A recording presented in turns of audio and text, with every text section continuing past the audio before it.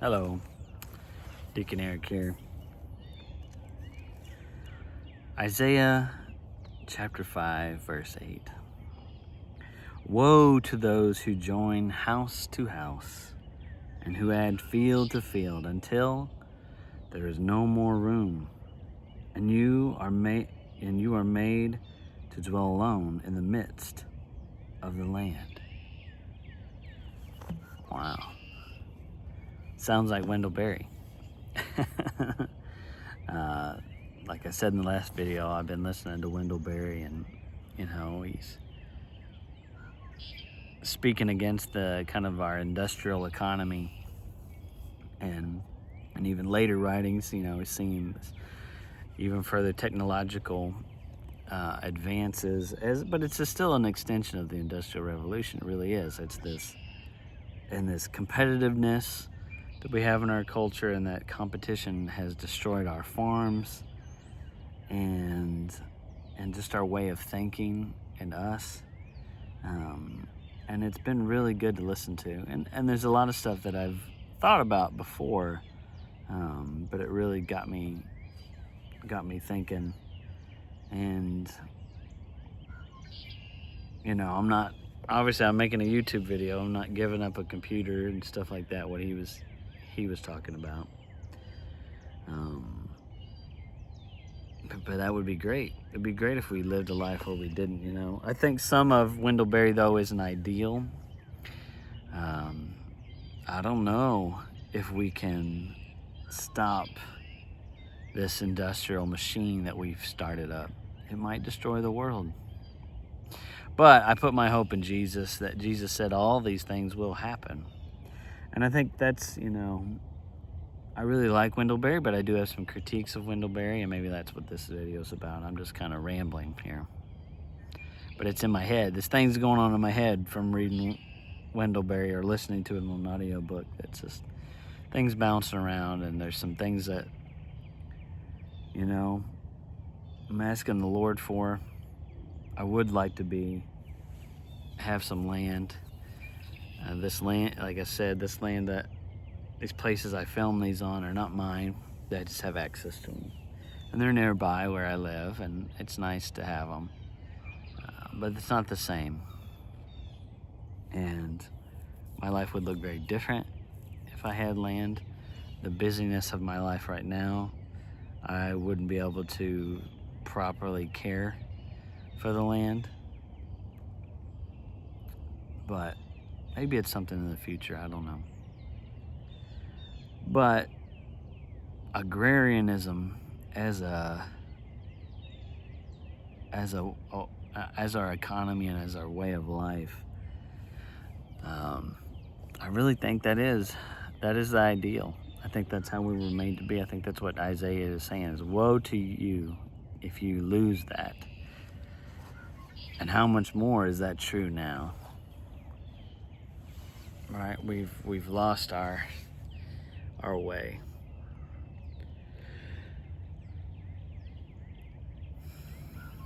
We have. And I'm born in the 80s. I'm super far away from any kind of agrarian society. Wendell Berry at least kind of grew up in it, right? I'm just looking back at it now. I will say my grandfather grew up as a subsistence farmer on the land, so it's not that far back, right? My ancestors lived off the land in Arkansas, and they were just hill people. And it's like, if they looked at my life and they looked at our culture, maybe they'd see some progress. Maybe there's, some things. And I think there have been great advances in some areas. I mean, I don't totally fully trust the it's not that I don't trust the medical system. I don't trust the pharmaceuticals and the insurance ran medical system. It's a weird competitiveness, and it's an industrial system that I think leads to destruction. But there's been great advances in medicine that have saved a lot of lives. And some of that's good. But, Wendell Berry pushes up against this idea of like, our ideal for the good life is just a long life. Maybe that's not the best thing. Maybe the good life can be long, but if you live a long life, but you're constantly in the hospital or constantly under care and you're having to pop pills and all this other malarkey, doesn't sound like a good time to me. If you're just avoiding the inevitable, I really would. I would rather.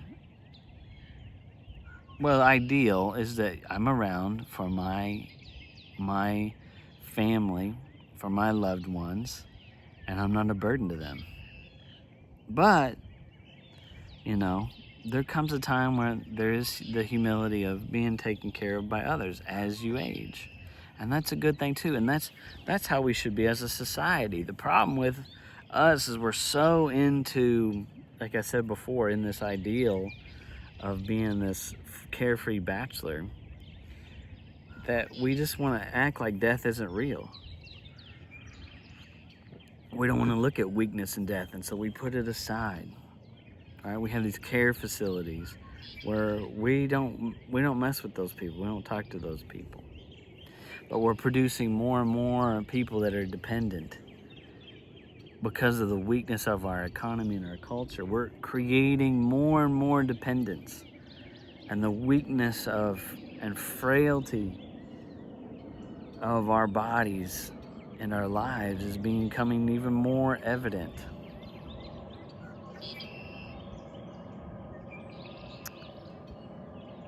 And the thing about Wendell Berry, he said some stuff that I thought was silly. Like, he has this kind of idea. He still has this idyllic picture of like Native Americans as if they were peaceful and things like that. They're not peaceful.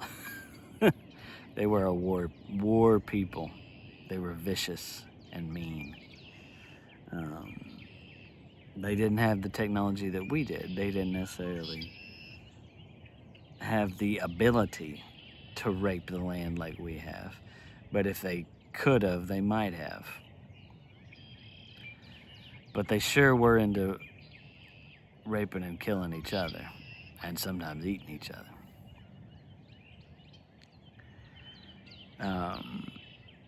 Matt Walsh had a pretty good video on that recently, the real history of the Indians, of American Indians. And there's a lot there's nobility to them as well. I think there's nobility to all human beings, right? There's good qualities, and then there's bad. But I think our competitiveness and our the industrial side of things, that's the stuff that the critique. So like communism, when it critiques against the West, when it critiques against capitalism, it's those things that they're keying in on, and there's truth to that. Now the problem is their answer is something far worse, right? Because it wants to compete with that, but in a model that can't sustain it at all. And so it's even more like the history of communism is even more destructive, right? And so you read Wendell Berry and you're listening to the one part and you're going, man, this guy hates capitalism. Is he a communist? And then he's like, no, he's not a communist. He's into true democracy, into true, I think the ideal of the American farmer. That's his ideal. The small American farmer. That's a beautiful thing. And does that mean I'm going to run out and get a homestead right away? No. But there's a part of me that wants to. No, because I want to see it happen as a culture, not just for myself. But we'll see what happens. But the point is, too, like, So with Wendell Berry, he has this ideal, and some of it's really good, and he clearly has a faith as well. But I think some of the things he's calling us to, in all reality, we won't see until Jesus comes back. But as I've been listening to Wendell Berry and this vision of agrarianism, I wonder if that is some of what we will have in eternity. Because I don't think that in eternity that we'll just be sitting around the throne playing kumbaya. I think we'll be living life, but perfect life. Right? And it won't be, the thing is, it won't be, I think there's a beauty to even in the life that's under the curse. Even when man has to sweat to bring forth fruit from the ground.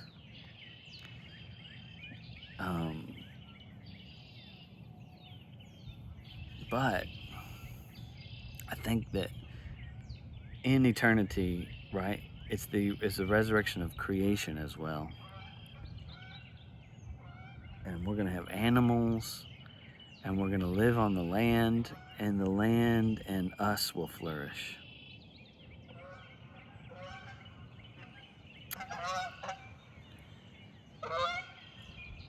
And like when you listen to Wendell Berry, there's definitely there's philosophical things, but there's a bit of the prophetic, I think, as well. And at the same time, even though I do think some of what Wendell Berry says is an ideal, and I think some of it is not going to be fully achieved or realized, I think it's good to pursue some of those things. And I think we're starting to see it. I think we're seeing a pushback, right? We're seeing an increase in people buying local, supporting local farms. I think that's huge. And that's part of that key, is if we take our money away from the big ag and big dairy, and they start to fill it in their pocketbooks, we'll see. I mean, that's the thing. It's a vicious machine that's really destroyed a lot of things while saying, oh, we're doing this for the better of society, but they're all the time destroying society, and they're, lining their own pocketbooks. Yeah, these last couple of videos, I've just been listening to Wendell Berry, and it's been really stirring my soul just to get it out, get it out of what's going on in my head and get it out here. And that was one of the things was like, what part of what he is saying here, and I'm not fully there yet. I'm living in the question. What does that mean for me? What are the things I feel maybe the Lord's stirring in my soul? What are the things that I would like to see for my children? And then what are the things, though, that I just have to give to the Lord? And so that's good. That's the thing. Sometimes when you see an ideal, you can get depressed and go, well, that's just unachievable. And you just give up. But it's in pursuing the ideal that you can find great, abiding pleasure in your life and a satisfaction in your life.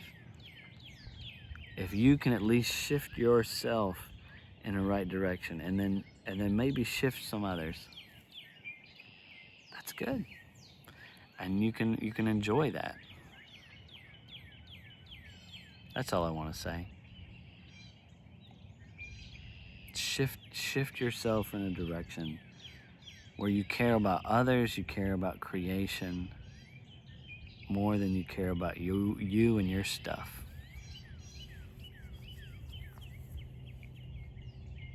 Right? Amen. All right, may the Lord bless you and keep you. May he shine his face upon you. May he give you his shalom.